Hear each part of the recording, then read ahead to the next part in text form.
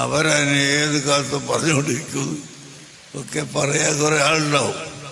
പക്ഷേ ഇപ്പോൾ വ്യായാമം എന്ന പേരിൽ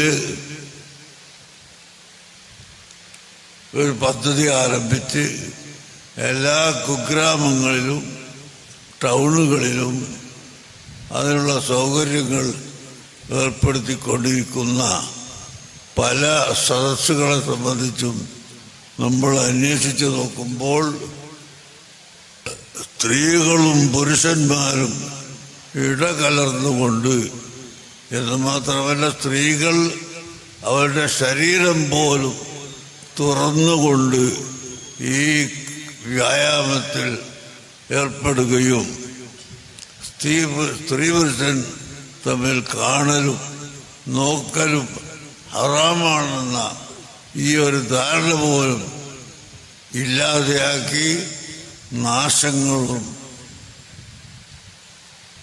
നഷ്ടങ്ങളും ഇവിടെ വരുത്തിക്കൊണ്ടിരിക്കുന്ന ഒരു പ്രവണതയാണ് ഇപ്പോൾ കേൾക്കുന്നത്.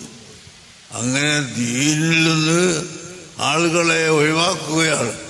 ഹറാമ് ചെയ്യുന്നതിന് ഒരു മടിയുമില്ല. ആ നിലക്ക് ഉള്ള സാഹചര്യങ്ങൾ ഒരുക്കിക്കൊണ്ടിരിക്കുമ്പോൾ അത് നല്ലതല്ലേ?